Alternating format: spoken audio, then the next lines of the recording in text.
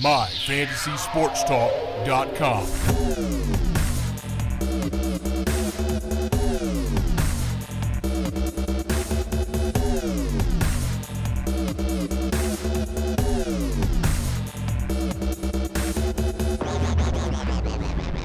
What is up, podcast peeps? Welcome to the show, My Fantasy Podcast from MyFantasySportsTalk.com. Big show planned today as we have made the long journey down the road to the Final Four. And Houston, we have arrived. Huge weekend of college hoops to review and see, of course, how our Sweet 16 predictions fared. And we'll look ahead to the Final Four and discuss who is going to be standing when it's all said and done and why. We're also going to take a look at the NBA playoff landscape. Now that we are getting close to the end of the regular season, we'll take a look at seedings and potential interesting matchups in this year's NBA playoffs. And RG3, he done found himself a home, y'all. He now resides in Cleveland. We'll talk about that signing and the Cleveland Browns and much more. So a lot to get into. Let's not wait any further. This is My Fantasy Podcast, Monday, March 28, 2016. I am Brandon Reed, lead writer from MyFantasySportsTalk.com. Let me welcome in the founder and creator of this whole thing, Dan the Man Chalk. Do you still think Syracuse didn't belong in the field, Dan? It's hard to now. They've went on quite a run, reminiscent of the Connecticut team from a few seasons ago. So I think they've showed the selection committee was actually right for a change. I know I wasn't very happy with a lot of what they did, but they seem to get that one right. I gotta agree. I mean, they lost 5 of their last 6, twice to Pitt, and made it into the field, and now they're still playing when there is a lot of other teams that aren't. So hard to argue with the committee on that one. And now let's bring in the reigning and defending contributor of the month, Kyle Kirby. Kyle, admit it, it's fun even when your bracket is busted, right? It's definitely fun even when your bracket is busted. I've been having a blast watching the games. That being said, like you guys ever watch Price is Right? And you know that sound that they make every time someone gets something wrong, that ba-bum, ba-bum, wah. Yep. That's been on a continuous loop in my brain for the past couple of weeks since this whole thing has been going on. So as much as I am having fun, I'm also kind of realizing I need to pay a little more attention to college basketball throughout the year. That's the sound I was going for, Kyle. You hit it right there. Yep, you nailed it right there. I'm telling you. Yep, so let's get into it, guys. I want to start out today's show talking about something that struck me when I saw it today. And, you know, as it happens, you kind of dismiss these things, but as they add up, it starts to become a story. NFL trend of players retiring early continues. Hussein Abdullah, Kansas City Chiefs safety, decides to retire at age 30. He cites health reasons for the reason he is hanging it up after 7 NFL seasons. So, not that he wasn't getting looks, not that he wasn't fulfilling the career that he really saw himself fulfilling in the NFL. He cites specifically health reasons for the reason why he is done. What do we think about this trend? Is this just a blip on the radar, or is this something more guys are going to do as time goes on? I definitely think it's going to be a more growing trend. You see all the news pieces of concussion, CTE, all that, what football is causing, the lawsuits, everything like that. But honestly, I think the players are getting smarter about not only their bodies, but what's happening to them on the football field, and they're seeing the effects of it, and they're seeing the effects of it with people who played 20 years ago. So it's definitely something that's coming to the forefront, and I think we're going to see it only continue. Yeah, I'm with you, Dan. And it's a positive thing, too. I've always gone through this debate, or at least I've heard people have this debate when it comes to watching football. When is it going to come to the point where we're kind of starting to question our love for this game when we're seeing such the damage it really does to these guys? To me, when guys like these are starting to retire at earlier ages, I think it's a positive thing as a viewer as well, because these guys are getting out when they still have all their wits about them, all their ability, their bodies are still healthy enough to live a good life. And assuming that they don't come back, I think a couple of players might end up getting that itch to come back, just taking time off to get healthy. But At least from a viewing perspective, for me, I'd rather see a talented player take an early retirement and not see him get hurt down the line than feel kind of crappy about having watched that the whole time. Yeah, for safety reasons, I definitely agree. And if we are seeing more of that CTE type syndrome or just bodies breaking down, in which a lot of these guys have cited the fact that they want to be around to provide for their families. I mean, again, they're not even 30, so if they have families or planning on having families, and they're going to be around a lot much longer than the rest of an NFL career would be to actually support them, unless you make a ton of money. But anyway, just to be there and normally raise your kids as a father and do the normal things that a father would do. So I ask you guys this: are we possibly going to see an NFL play continue, NFL league continue? Of course, it makes way too much money to fold, but will the games resemble more of a Pro Bowl? Are we going to ever get to that point where it's just such a watered down, vicious hitless type league? Yeah, I think eventually, what I can somewhat envision is, 50 years down the line, I question whether the NFL will even exist. I know they're a big industry. They made $12 billion last year, but eventually the lawsuits are going to catch up to them. I think I already saw that Maine has stopped, hitting in football in the entire state.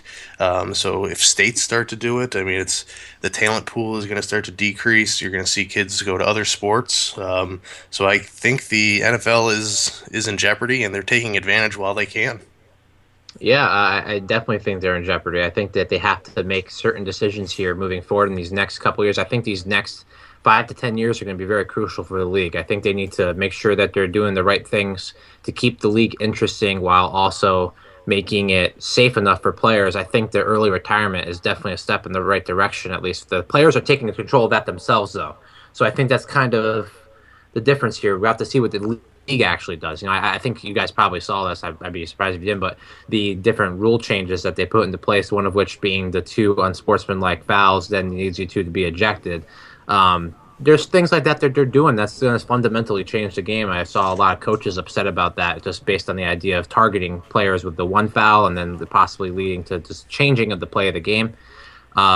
You have to do it. You have to do it. You have to keep these guys safe. I mean, you can keep your integrity of the game the same, but you can't jeopardize the health of these guys, because it could destroy the league if they're not preventing it properly. Well, and what I think the league would like to happen if they had their way in a perfect world is what the league would want in today's NFL and today's society, and knowing everything we know about CTE injuries and everything like that. I think the NFL would have liked to eliminate hitting out of the NFL, and I think you guys know what I'm talking about. Not tackling. I think they would want guys to do a wrap-up tackle on every single play, but eliminate the vicious hits. No more hitting a guy. If you're going to sack the quarterback, you run into him and wrap him up. You don't fly at him shoulder first and hit him. Receivers the same way. What happened with Burfict and Antonio Brown, it's the hitting like that I'm talking about. Whether it was NFL clean play as in the rule books as of 2016, that was vicious. It was coming at a player viciously. That's what I'm talking about. The vicious hit. Yeah, and then that's going to be the big next step, is getting rid of that. And there's going to be a lot of fans and obviously a lot of players who are going to be upset about that being removed from the game, but it's a necessary step. It's a huge draw. I mean, there are highlight reels for forever. You go on YouTube and you just YouTube big hits or something in NFL, you'll find a ton, and people just love it. In the comments section, you'll find, oh my God, look at that guy got lit up. That's always the thing we talk about, and it's a part of the game. I think that is what earns some high school kids, a lot of scholarships. For sure. I say a lot of high school kids, because they get out there and they're just more intense than everybody else on the football field, and stand out. And you know what? You're making a good point of that too, because that's actually one of the ways, especially in high school, that a really strong athlete, like a freak of an athlete, can really differentiate himself from the pack, is his ability to go out there and perform so much better and so much more, again, that word vicious, so much more viciously than the rest of the other players on the field. The guy who's clearly much more capable of playing football than some of his counterparts on the field in high school, he'll lay down a big hit on somebody, and you're right, that does give him that attention. And they need to stop it at the pro level, because they'll hopefully start to trickle down further down the line. After years and years of that, it really adds up. So real quickly, guys, here's the guys I have adding to Hussein Abdullah, who again, just at the age of 30, decides he is done with the NFL. This year, most notably, of course, Calvin Johnson, age 30, Marshawn Lynch, age 29, B.J. Raji, age 29, Gerard Mayo, age 29, Jake Locker, a couple of these are last year, or before the start of this year, but Jake Locker was only 26. Now, I put that on the list. That's okay. I'll put him on the list, Jake Locker, because potentially he could end up getting hurt. I think he retired for other reasons, but we'll say half and half on Jake Locker.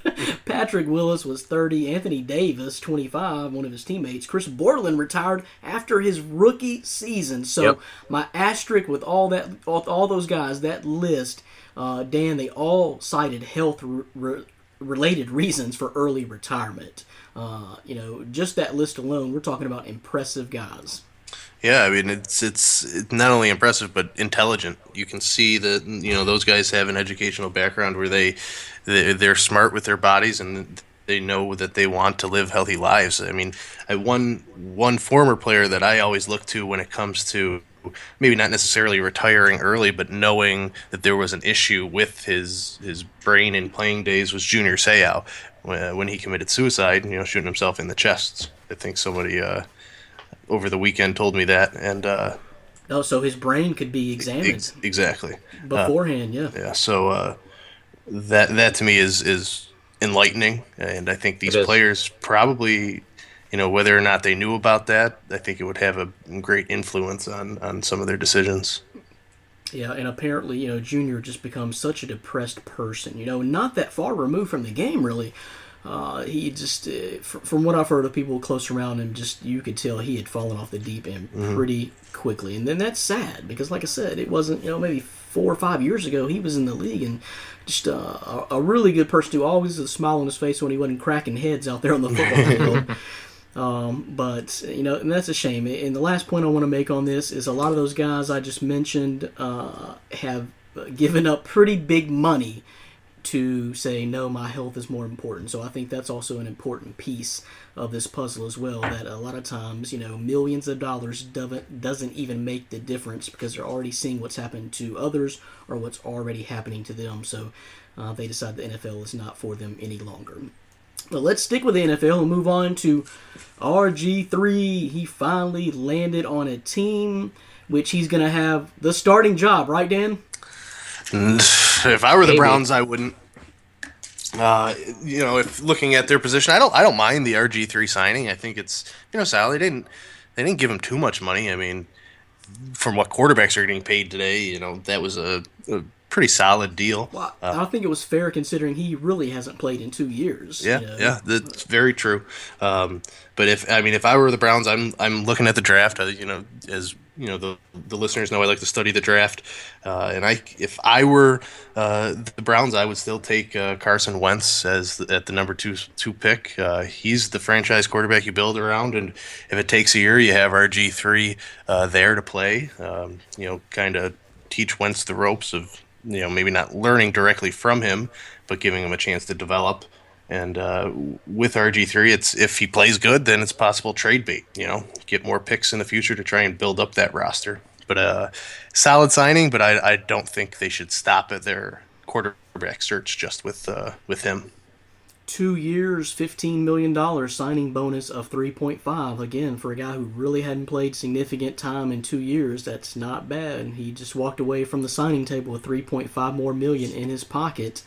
So not bad money, but I agree with you from what I'm hearing. I think they're still going to draft Carson Wentz with the second overall pick. That's not just speculation. From pretty much everything I've seen, that's still going to be their plan. Kyle,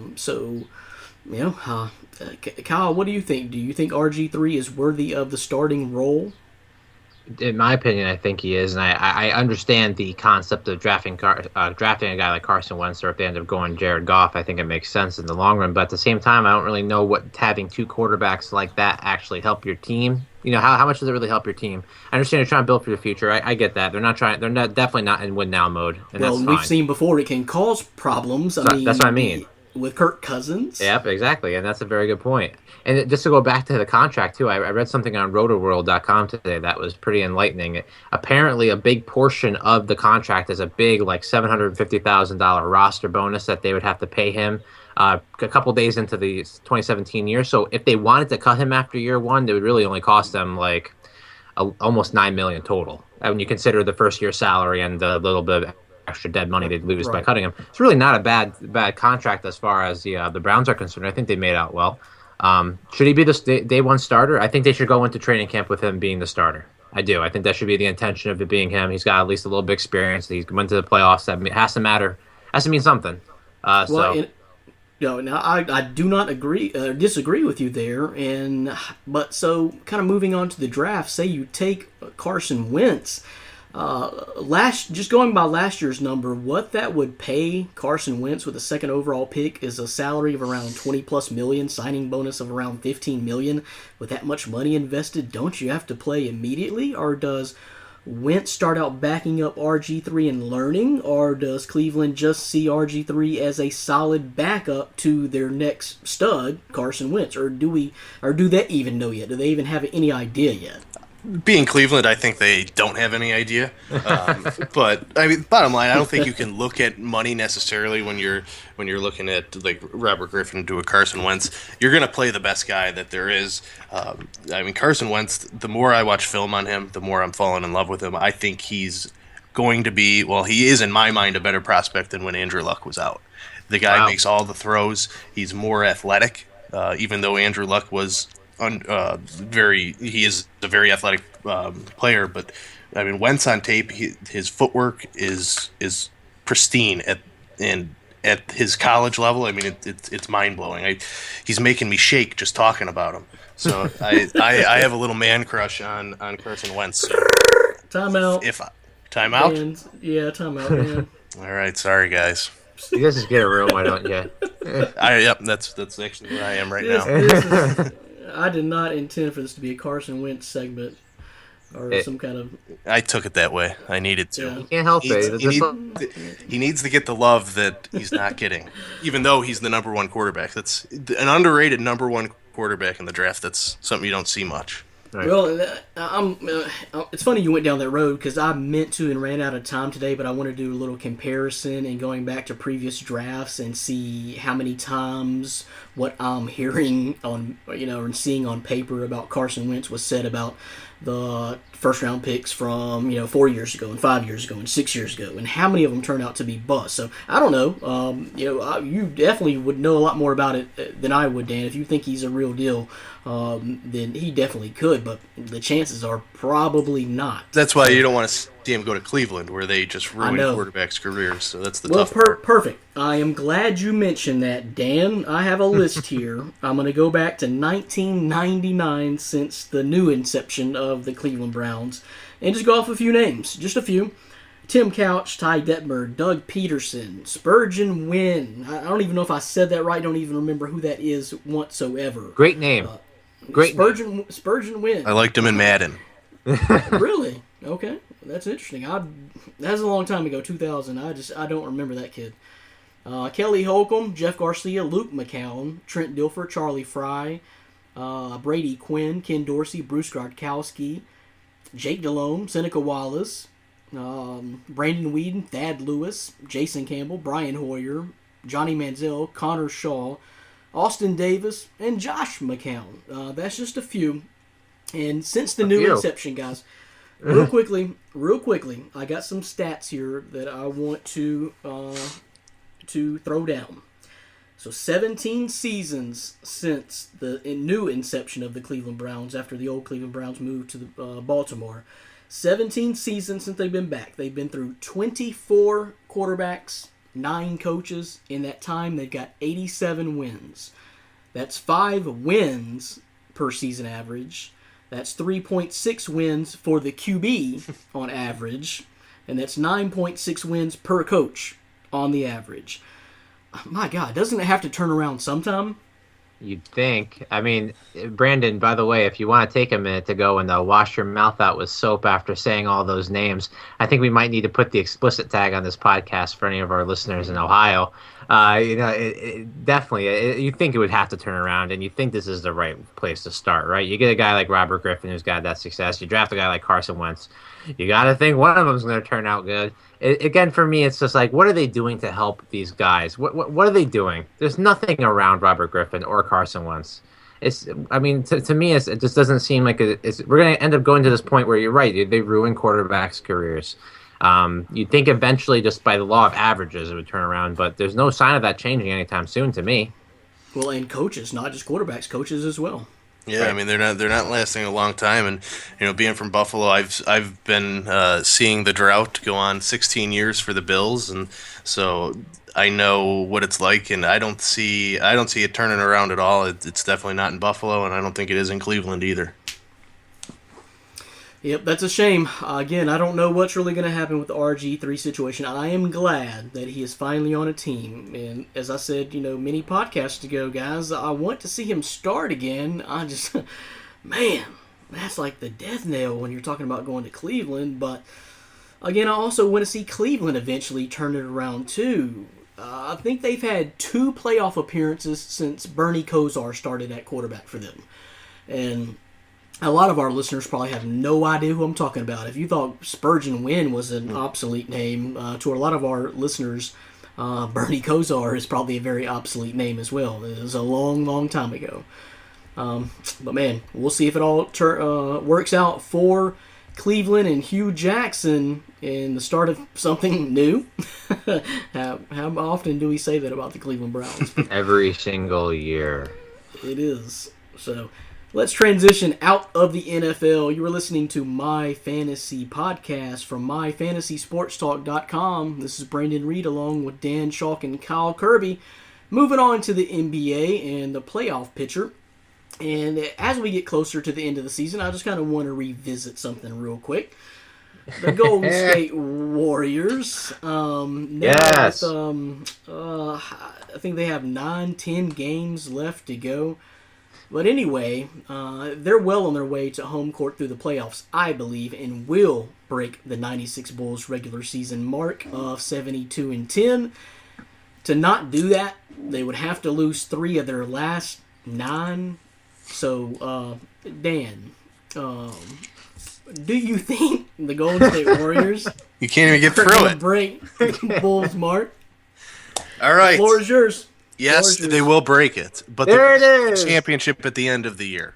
Oh my God! Oh, now you're questioning that? They just okay, man. So they're gonna go 73-9 or better and not win the championship. Got it. You heard it here first. My Fantasy Podcast. Dan Schalk. There we go. Yeah, you know a team out of the East has to beat them for the championship, right? I don't think they're going to get to the championship. Okay, that's the only avenue, right? That's the only avenue that there is for them not to win the chip. I mean, it's got to be the Spurs to knock them out in the finals, and that's the conference final. It's a team race, but yeah. The Spurs, no, it's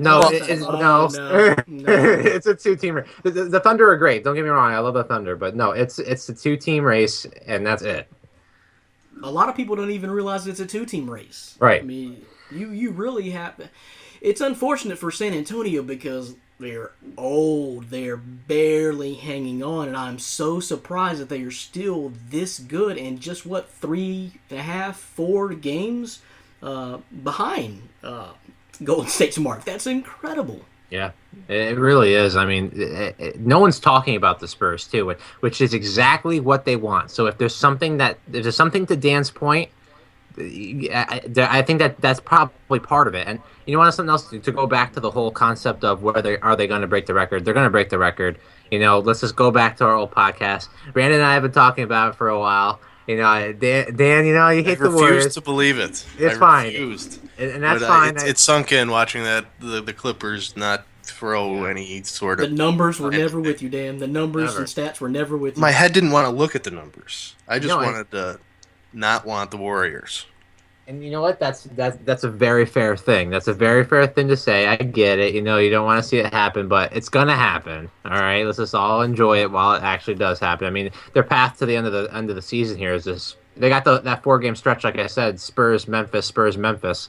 They're not gonna Well, lose all of those games. well, I thought So about something else after the fact, Kyle. Re-listening to our podcast, and that was a very good point you make. But you know what the Spurs do? They sit players. that's what I was gonna say. They rest players. If there's no hope of them catching up for the 1 seed, Yep. they're not playing players. I guarantee you, Popovich is not playing his players. And here's another thing too, right? To go on top of that, they're going to sit their players if that happens. The scenario happens. The likelihood of that scenario happening is high. Add on top of that the idea that guess what? The last time they played the Warriors with a full unit, they beat them. They held them to a small amount of points and they won the game. If Popovich is the smart coach I think he is going to go into this. He's going to go into the playoffs thinking, I know what to do against this team, and I'm going to let them play catch up in the playoffs, in the conference finals. Let them figure out how to beat us with our system and this game plan in place while we're playing in the playoffs, not in the regular season where it doesn't matter. Let me back up to Dan real quick, just to move off the Golden State Warriors topic altogether. But Dan, do you really think, if you're predicting today, if we're filling out a bracket for the NBA championship, do you have San Antonio beating Golden State in the Western Conference Finals? Yes. Wow. Yep. Okay. Yeah. Kyle, you? No, I do not. The Warriors are the best team in the league. They're going to end up being one of the best teams of all time by the time this is all done. I'm a believer. And I guess needless to say, winning the championship this year. Yes, absolutely. 100% win the championship. I think they sweep most of the teams on their way to the Spurs. The Spurs will give them a fantastic series. It will be the real finals of the NBA and the NBA playoffs, without a doubt. And that's going to be the most enjoyable series. They're going to end up taking the Spurs. I'm not going to put games on it, maybe 6. I don't know, 6 or 7. They're going to win that series, though.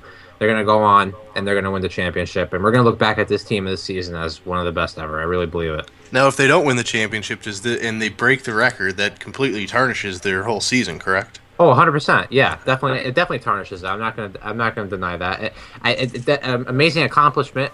Definitely, I still think you gotta give them the label as still one of the best teams ever. It's still just they have to have that label. I think. I think they need to bring home a ship for that. I don't think you can put them in like the pantheon, but I mean they're worth a discussion. Like I think. Oh, definitely. Yeah. You know what I mean? But they get that chip. I mean.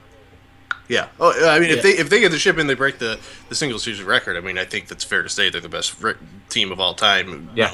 One single year team of all time, hands down. If they do both. Well, man, I agree with Kyle. I see this as the start of something really special. The question is going to be, can they keep all those guys together? Like the Bulls were, for the most part, able to do that. They switched out point guards every couple of years. A couple of different point guards were part of that Bulls run, big men as well.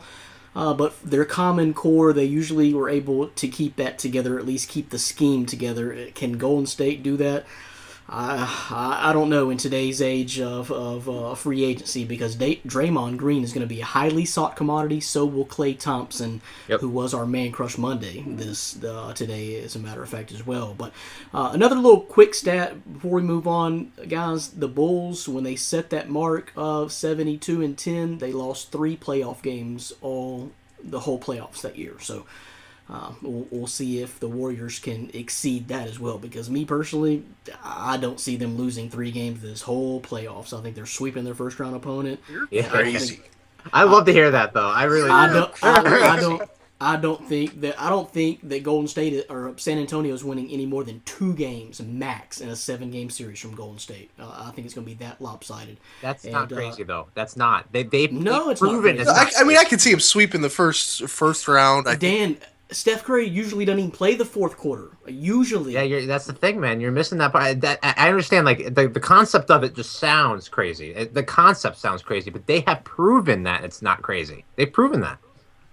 I'm not gonna bring it up. I'm just gonna say ankles. Oh man, that's crazy. Riley Curry is so mad at you right now. I'm mad at him. Pouty face. I'm probably the one Curry hater in the world. Yeah, I agree. Yeah, that's just so wrong. Don't you want to see this amazing thing actually get accomplished, Dan? I mean, No, what is it? no, it will make me very upset if it happens. Why? That You got a makes thing no against sense. Davidson, or I mean, No, what it's is the Steph thing? Curry. If you really want me to rehash it, I'm a big Nuggets fan a few years ago, and Okay. they crushed the when the Nuggets were the 3 seed. Only lost 3 games at home all year. We're looking good. I had faith that they were going to make a solid run with George Karl. They had a solid Ty Lawson who wasn't drinking every day. A young Kenneth Faried. It was really good. A solid team, a great core. Iguodala was on the team for that one season before he became a traitor and jumped ship. Anyways, they lost in 6 games, and it cost George Karl, who is, in my eyes, my favorite coach of all time. No matter the sport, doesn't matter. Love watching him coach, and it cost him his job. So therefore, Steph Curry is on my hit list. Oh, you gotta love DeMarcus Cousins too, right, Dan? It's I would we won't get into it. Let's Yeah. Yeah, Okay. let's move on. move on from that. That is a whole different topic. I am with you there. That is a whole different topic. So anyway, let's stay right there. Sort of. We're gonna stay in the West. Utah, Houston, and Dallas are pretty much battling for that last spot in the West. No one else really has a chance. Most of the seeds are locked up, except for that 6, 7, 8. So pretty much 1 through 5 is locked up. Now Grizzlies, that's the team I follow most closely. They should be safe there at 5, but could slip to 6. Lost 7 of their last 10, and so They play the Warriors twice That would now. be a That's big tough, too. slip for them too. the Spurs. Oh yeah, and the guys, they're just playing a bunch of healthy NBA bodies and D League transplants. I mean, they've been called the Iowa Energy here lately. I'm intrigued by the first round matchup though, because it could be against a hated rival either way. As the way it stands right now, it'd be against the Clippers, hated rivalry. I don't know how to put this any blunter without breaking any kind of FCC airways or regulations here, but I don't like Chris Paul. And I think he's the most whiningest baby in the league. You think LeBron James complains and whines a lot?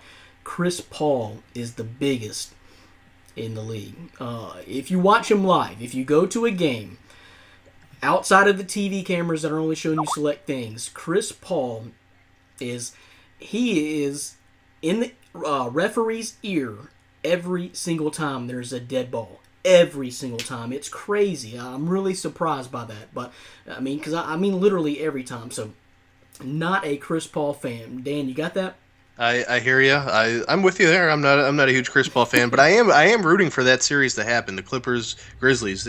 Over the last few years, I mean, they've had some phenomenal series together. The one game comes to mind, that comeback game a few years ago. It was a huge deficit. It was 20, 30 points, and they turned it around. So at LA. yeah. Yep. Yeah. So I think that would be an exciting. I know the Grizzlies are shortchanged, so it won't be a series past, but it would be a solid first round matchup, especially in the West where you really don't have much to really hang your hat on in the first round. You're just aiming to get to that Golden State San Antonio series. Well, and the other option I see there is if we slip, it could be the Thunder in the first round. And then that's just a sweep. 2 years ago. Okay, honestly, I'm not in a position to argue at this point. The season hasn't turned out well, and you honestly could be right. And to me, the season is over. When Mark Gasol went down, the season was really over. But then you got different guys going down. Conley, you totally shake up the lineup. I just want to get to next year, to be honest with you. But we do remember the epic series that the Grizzlies and the Thunder had 2 years ago. True. I think 5 out of the 7 games went to overtime. I think a couple of them went to double overtime. I mean, it was an epic series. So that could be interesting again, although you're right. This year they don't have the horses to keep up with Oklahoma City. Although Lance Stevenson has been a pleasant surprise for him, I believe. I've watched a couple of the Grizzlies games, and he's looked solid for him. I want to keep him, to be honest with you now. You were unsure about that, too, when the trade happened, too, right? This was Lance Stevenson, man. Yeah, but he has looked good, so For a trade deadline move, I think that was a solid pickup for him. He is the biggest scorer I think we have really had. Yep.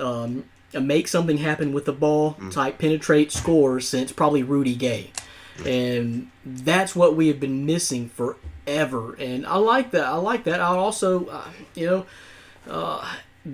young guy, Jermichael Green, that dude can do everything. So, I want to keep a lot of these guys. I know Birdman's 39, but anyway, this year is pretty much a lost season for the Grizzlies, in my opinion. I may go to a playoff game just because of the playoff atmosphere, but the deck is really stacked against us this year anyway. So, but enough of that about that.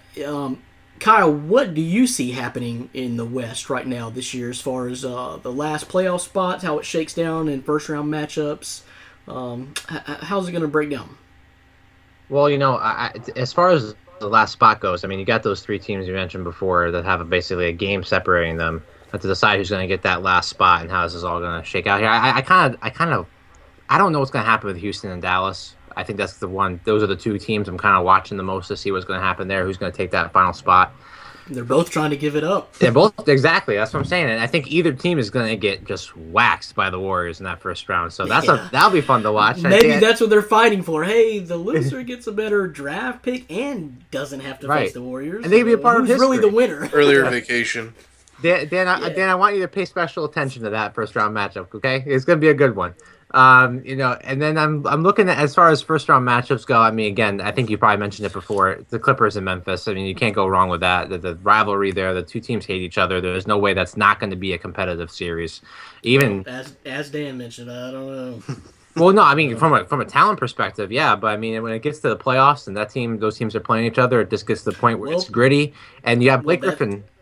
Memphis did beat the Clippers last time here in Memphis a week or so ago, last weekend. Right, exactly. And honestly, I think today, I don't know if it was today or yesterday, but Blake Griffin officially is now able to serve that 4-game suspension, I believe.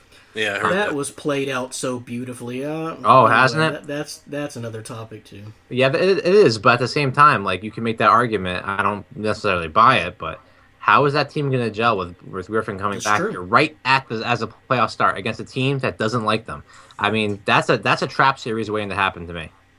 At first, it kind of looked like, and a lot of people were projecting that, hey, maybe this team looks better without Blake Griffin, and honestly, it kind of did. But you know what, guys? They've lost 6 of their last 10, so who really knows? I mean, honestly, is any team better without a Blake Griffin? I mean, that's almost a ridiculous statement, but the equipment managers are better off.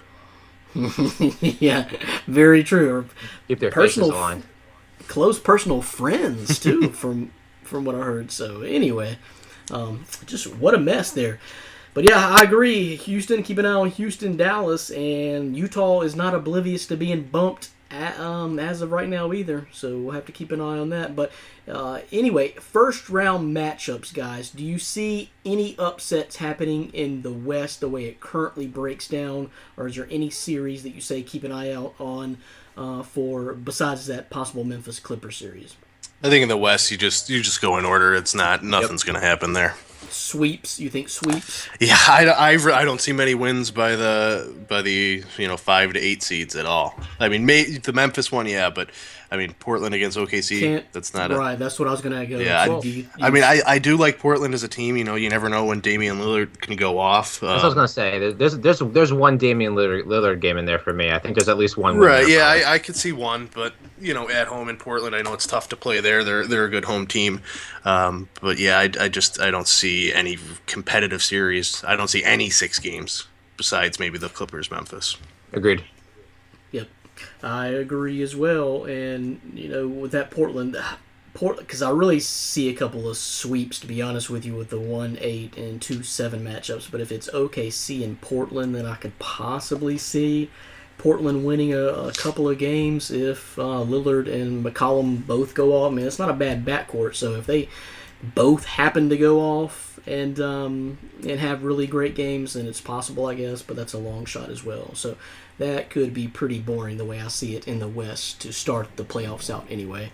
So let's move on to the East. Cleveland is grinding out the top seed in the East, although it's not a complete given yet. Toronto's only 2.5 games back.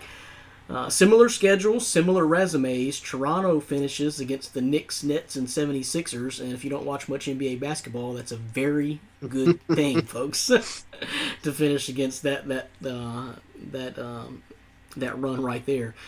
That's basically that is the three worst teams in the East. So the Bulls, if don't look now, but the Bulls are currently struggling to make it and are on the outside looking in. Just been killed this year by injuries. Of course, Derrick Rose has been injured, but also in that mix, Pau Gasol missing some time, Jimmy Butler missing time, several other guys missing significant time. So, what do you guys see from the East? It looks like the first through 6 seeds again appear to be safe. You got Indiana, Detroit, Chicago, and Washington battling for the 7 and 8 seeds. Orlando, Milwaukee, New York, Brooklyn, and Philly. They're gone. Yeah. Go ahead, Kyle.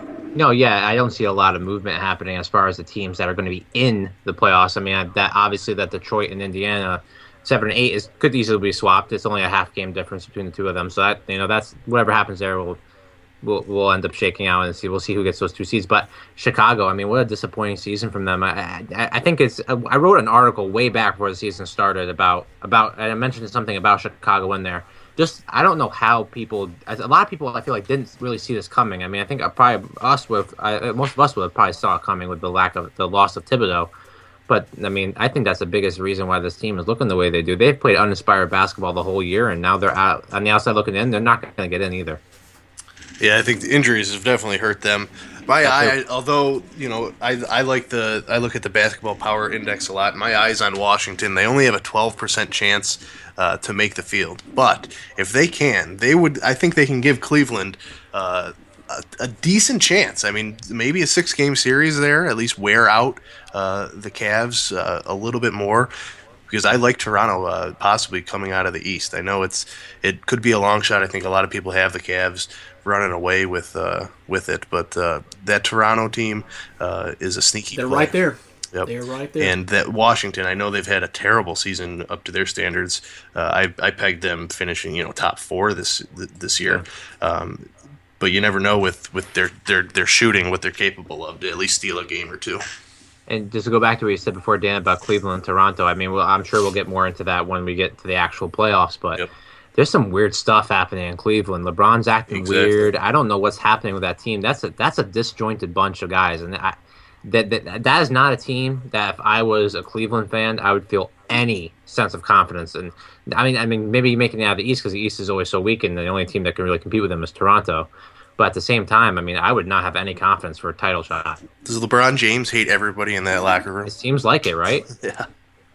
Man, I'm not even going to get into the Twitter situation that happened today because I don't even fully understand it. Really don't even know who this chick is, but you can just search Twitter and you'll find it and see what I'm talking about. But anyway, I don't really get into the soap opera type stuff like that. But I mean, you got to remember these guys are all just guys. Things happen. They're not some kind of elite class of society above and beyond distraction and drama.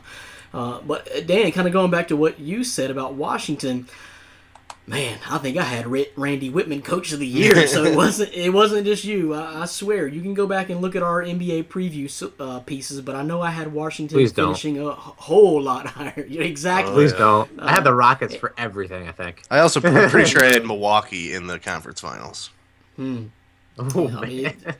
So it was kind of like the NCAA season, a lot of parity there, but I'm kind of with you there, Dan. I would like to see Chicago and Washington make it in the first round, so that there's a little bit more star power and a little bit more entertainment value to me in the first round, because nothing really impresses me about the first round in the East if things hold true to what they are today.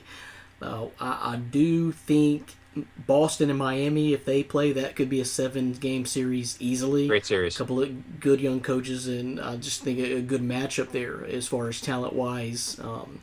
So that could be interesting. I don't see a blowout there. That's kind of like your 8-9 matchup in the NCAA tournament. But I would predict if it holds true today, I think Charlotte would beat Atlanta if that's the 6-3 matchup. I think Atlanta's. I'm really surprised Atlanta's even the 3 seed, to be absolutely honest with you. I think they've been slipping. They've made some moves. They're getting weaker.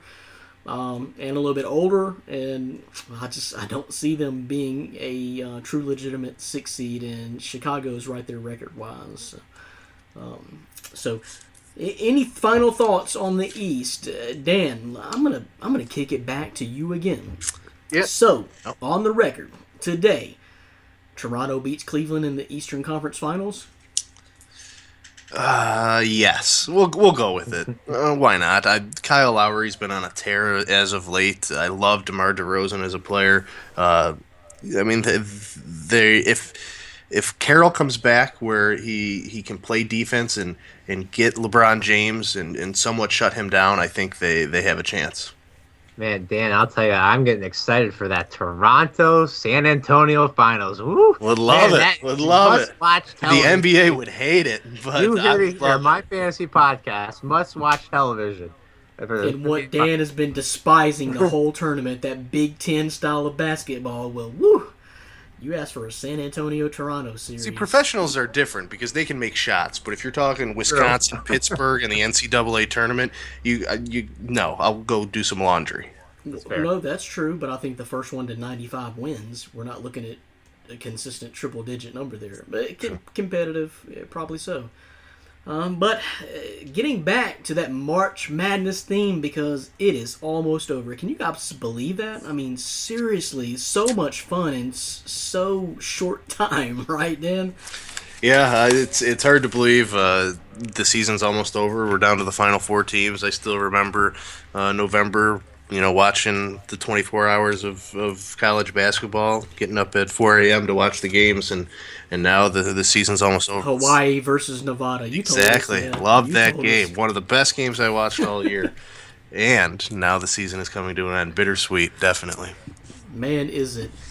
So we're going to move on and start talking about the NCAA tournament and what is left of it. You're listening to My Fantasy Podcast from MyFantasySportsTalk.com. This is Brandon Reed along with Dan Schalk and Kyle Kirby.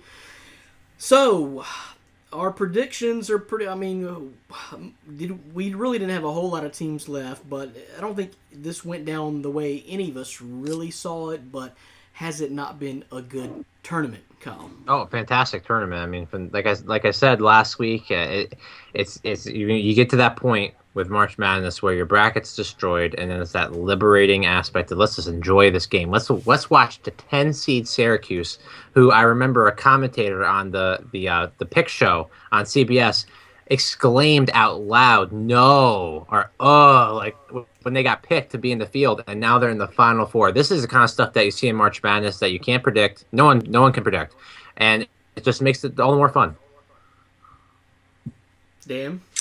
Yeah, it's. My bracket is nowhere near accurate to what went down. Mine's definitely destroyed now. Well, we were all so wrong about Syracuse. I mean, that's just like type thing. Kyle, with whoever you heard on TV, I was outraged just as much.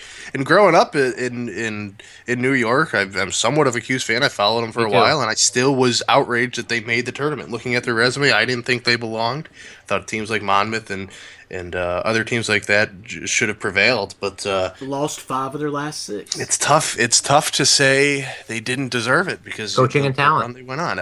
I still want to say they somewhat didn't deserve, but you can't. But I don't think that's an unfair thing to say, though. I think it's completely legitimate to say this team, based on what the criteria was to get into the tournament, did not deserve a spot. Now they're here and they're taking advantage of their opportunity, but. I mean, I'm gonna say on the record, I definitely think they deserved it based on their play, obviously. But if you want to be the person that says, you want to know what, like based on how they played the whole year, they didn't deserve a spot, that's completely valid to me. And what I think this is going to ultimately hurt the most is selection committees in the future are going to look at a mid-major team or a power conference team a mid-major team who had a great season and a power conference team who didn't. And I think the selection committee is going to favor the teams in the power conferences based off of a performance like this. They're going to rate the Syracuse as a 10 seed, making the Final Four as more of an accomplishment than even a George Mason as an 11 seed a few years ago making the Final Four. Right. They're gonna take Syracuse and be like, look, we showed you this is exactly what we thought would happen, or it's something to that point. Right, from the power conferences, because my lord, the ACC owned the whole right half of the bracket. And so we end up with a new Big East, a Big 12, and a couple of ACC teams battling it out for the championship. So, something to be said about that ACC, though. Is it a little bit too much dominant of a conference? Is it a little bit too ridiculous as a basketball conference? What do you guys think, real quick? It's like the SEC in football. It's hard. I think to a little bit higher degree, though. Yeah, top to bottom. If you look at it, the list of teams, definitely you can go that route. It's tough to say it really hurts anything because the way the NCAA tournament lines up, you get 68 teams. So if you get 7 or 8 from one conference, I don't think it necessarily hurts the landscape of basketball or anything. I think it more shows that the ACC is dominant and they were geniuses for getting teams like Syracuse and Pittsburgh to come over from the Big East. A little less meaning because of the sort of finale of college basketball. Since 68 teams do get a shot, they all get to battle it out. So you can spread the ACC, you can spread the SEC, you can spread the Big 12, Big 10 out. And sometimes this is what you come up with, but so, Kyle, what do you think about the teams that actually made the Final Four? Are you satisfied with the results and who's there? Any huge surprises other than Syracuse? Sorry, I was on mute for a second there. I definitely think Syracuse is the biggest surprise. I would say out of all the teams that made it, the team I'm most satisfied to see there, and I mentioned this last week, is Villanova. I mean, what a team that, we talked about them as potentially being one of the last in a way, Cinderella teams that are left in the actual tournament, just based on their history of heartbreak. But I'm not really that. I'm not super surprised. I actually saw something very interesting about Kansas that I didn't realize. It was how with Kansas, they've been a top 3 seed for the past, I think, 8 years, and have only made the Final Four one time. Which you don't think about that with them. I think you kind of associate Kansas with continued success in championships, but the reality is they really haven't gotten there. So I think we should have seen this coming a little more. Well, they've won their conference championship 12 straight times. Right, so. Exactly, and that's the thing. They clearly have a talented group of guys, and they consistently have a good coach, and they constantly have good talent there. But they don't seem to get it done when it matters the most in the tournament. They make deep runs, but they don't seem to really get to the very end. So as far as surprises, I'm not super surprised with anything other than Syracuse. Yeah, I'll just step in for a second because I was shocked with the way Villanova played. That's the problem. Everyone sees them as too vanilla. I mean, I'm shocked with how good never win the big game. If you look at their schedule, in the tournament, they had the toughest road to get to the Final Four, and they made it look the easiest. I mean, they dominated teams like the Miami game. If you were going to tell me they were going to win by over 20 points, I would have punched you in the face. That was surprising. Because it was a total toss-up as far as I'm concerned there. Yeah. So they were a very surprising team to actually make it to the Final Four. In watching them play this tournament, I can see that they, in my eyes, are the most complete team left. Yep, I agree. Man, it's hard to disagree with the shooting guard outside, Diacono. You got the Jenkins who can just go lights out, and the big man Daniel Oshefu. It kind of looks like an older Connecticut team, does it not? Just that complete package, team making the run, hot at the right time. So, real quickly, just to kind of recap, guys, I'm just going to go through the Sweet 16 results and who moved on so everyone at home is kind of caught up here. Kansas defeated Maryland 79-63. We're in the South region, and that big win, as Dan just talked about, Villanova over Miami 92-69. In the West, Oregon defeated Duke 82-68, a little bit wider margin than I expected there. And Oklahoma defeated Texas A&M 77-63, another blowout, complete blowouts that day. And over in the East, North Carolina, put up 101 and beat Indiana. They had 86. Notre Dame defeated Wisconsin 61-56. And down in the Midwest, Virginia beat Iowa State 84-71. I had that going the other way. And Syracuse did edge out Gonzaga 63-60. Staying there in the Midwest, Syracuse moves on by beating Virginia. What a comeback on Sunday, 68-62. Up in the East, North Carolina put away Notre Dame 88-74, and although that was kind of late, Notre Dame made a run at the very end to kind of close that game. It was close for a while. Villanova pulled off the 5-point game over Kansas, 64-59. In the South and in the West, Oklahoma moves on, defeating Oregon 80-68. So a lot of wide margins there in the Sweet 16 and Elite 8, guys. I keep betting against Oklahoma, which is probably why they're going to win the whole thing. What do you guys think about Oklahoma? Yeah, same here. I've counted them out for the last few rounds. I've said on previous podcasts, Buddy Hield, I don't think the one-man show is going to be able to carry him. And, the Texas A&M 37 points. The Texas A&M win was surprising to me because that was more of a team effort. You had four players reach double figures in scoring, something that doesn't happen a lot for Oklahoma. Buddy Hield. I think Kadeem Latin balances out that team a lot. He's a pretty good big man, and I think he's a really key piece to that team. True, especially on the defensive end of the floor. But yeah, I mean Oklahoma, they were surprising me. I didn't think they would get past A&M. I didn't think they would get past Oregon, and they dominated Oregon from the start of that game, which was a little heartbreaking being a Pac-12 fan. But I was very surprised, but well deserved. I want to say that I'm not surprised because they're the only the Final Four team I got right. So I'm gonna go with that and just add that one. My Oklahoma. You're talking about Oklahoma. Only team I got right. I mean, I was brutally wrong in every other way. But I picked Oklahoma to get to the Final Four. I definitely think I believed in Buddy. I think he's just a hell of a player. And he's again we talk about this a lot, right? Like who are these guys as star players that can really put a team on their back and make this deep run? He's that kind of guy. They get Villanova next time. That's the game. Oh man, that's gonna be a good one too.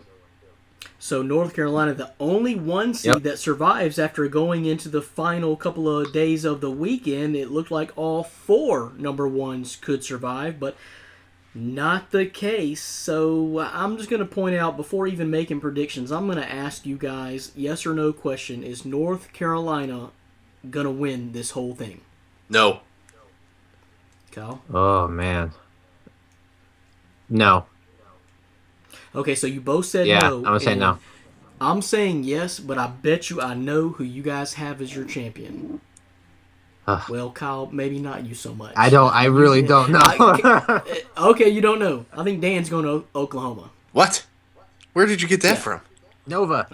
Nova, exactly. Yeah. Villanova. Okay. I'm going to go Nova too. Yeah, I'm going to go Nova. Okay. You know what? Just from top to bottom, that's a complete basketball team. And they proved in that game against Kansas that they have the ability to fight when it's really close, which they didn't have had to prove quite yet the entire tournament. So they can win the games where they blow teams out. They can win the games where where it's close at the end. So I'm gonna go with Dan. I'm with you, Dan, on this one.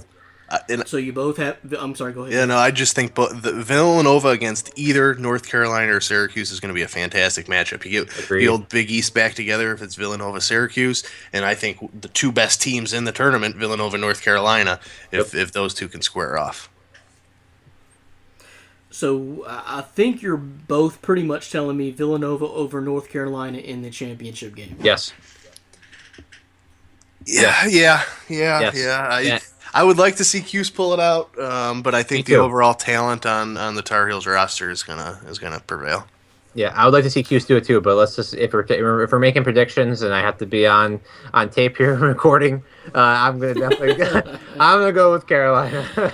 You shouldn't care. I don't care as much. I said Steph Curry's terrible sometimes. If the feet have to be held to the fire. The thing is about it though, guys, I've been so wrong about Oklahoma all tournament long that I just keep waiting for those guys to prove me right, and they don't do it. And admittingly, they I guess definitely have the best player left in the tournament. Yep. Are we saying that? Probably for sure, Buddy Hield. Definitely. Oh yeah, that 100%. Yeah, we just talked about how complete of a team they are, that I think. So, I don't know, guys. Maybe they won't have that moment where they finally do let me down. I'm with you guys. I'm picking Villanova in North Carolina in the championship game. I just think that I think Oklahoma. I think I'm dead wrong about Oklahoma. I think they'll probably be in the championship game, but I so want to see Villanova in that championship game and have a chance. And I would love nothing more. I'm going to go ahead and tell you, I picked North Carolina long time ago to win the whole thing.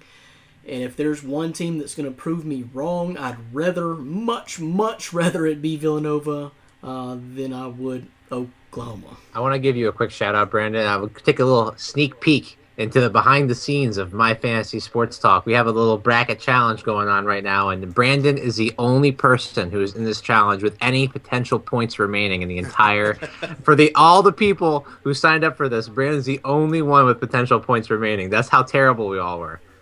That's what? That's the hashtag new breed.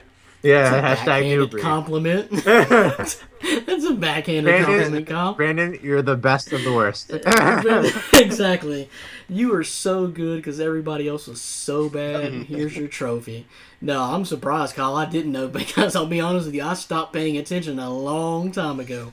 I just stopped keeping up with it. Now, I mean, it's always good, I guess. It's a good feeling when you have your champion is still in it. Still, you're in the Final Four and you still have a chance for your champion to actually win it. Because I do think North Carolina's been the best team all year long. I made my mind up about that early in 2016. I'm not going to waver off that.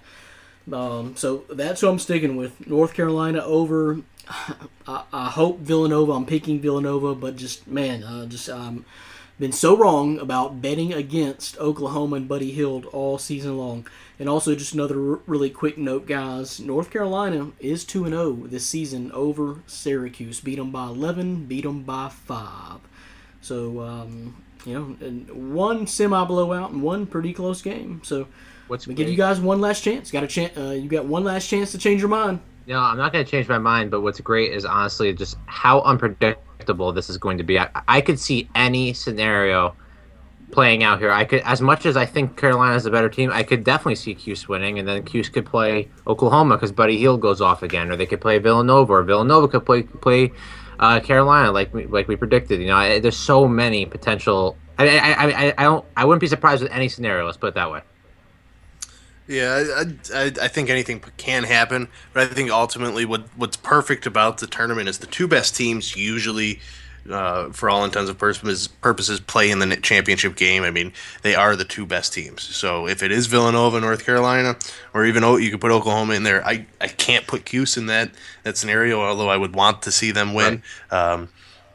I think you're going to get the two best teams, so it's going to be a great Final Four. Well, I think it's pretty interesting that all three of us finally agree. All three of us haven't really completely agreed on anything throughout this whole tournament, but all three of us have North Carolina and Villanova in the championship game. Yep. So that is interesting, and also I have to say, do you guys agree that Villanova kind of earned that trust with us as the postseason tournament and early NCAA tournament went on? Yes. Yeah, I thought they were going to be out, Iowa. First weekend. I was scared, but Jay Wright has done a phenomenal coaching job, and they have some veterans on that team that know how to win.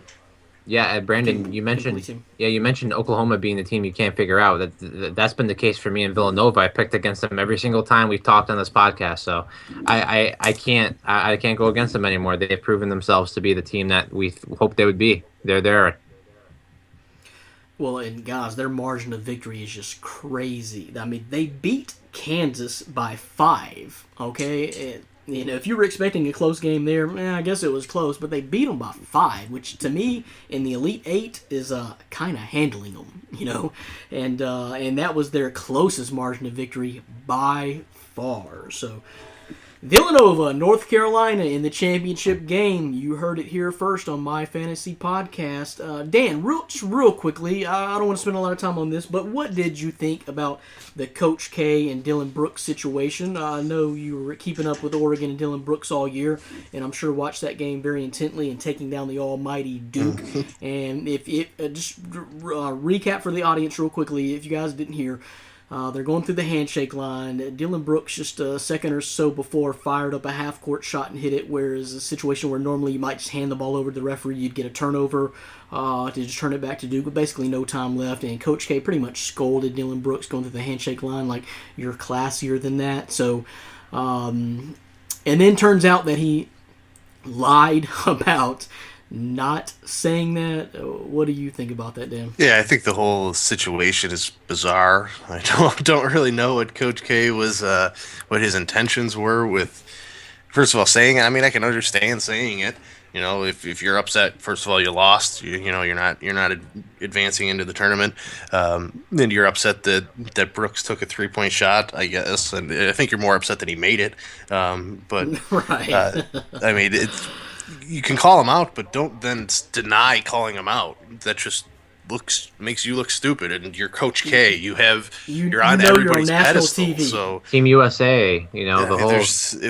I think it was just idiotic by Coach K. TBS has 28 cameras at their access. You know, it's just ridiculous to think you're not going to get caught, you know, saying that or uttering those words. And here's my thing about it, Dan. Why is that the first thing that's popping into your head while you're going through the handshake line? I mean, just that would not be the first thing on my mind walking by and congratulating a heck of a player on a hell of a season. Exactly. Yeah, it's just mind-boggling. And Coach K, he took a step down in the respect ladder for me. Can't get past this one as far as, you know, being documented that, hey, even the great Coach K will be dishonest from time to time. Kyle, what was your take on the whole thing? Yeah, I don't have much more to add. I'm kind of with Dan here. It's disappointing when you see a coach act that way towards a college kid. Not exactly what you want to see.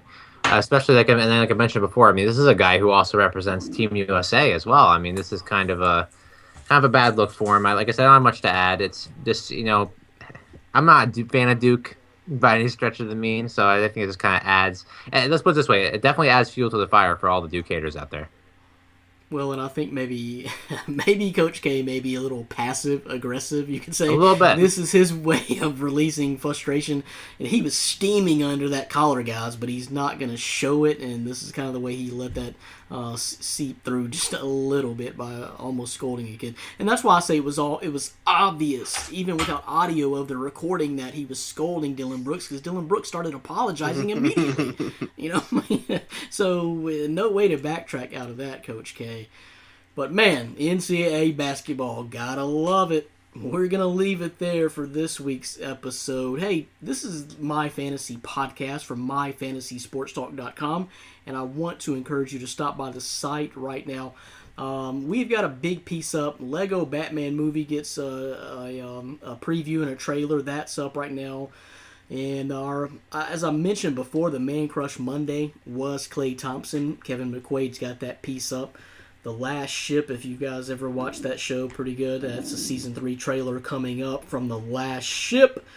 And Elite 8 preview and predictions. That piece did very well for us over the weekend. That was Casey Masri, so a lot going on the website. Would you say, Dan? A lot of traffic and a lot of entertainment value out there on MyFantasySportsTalk.com right now.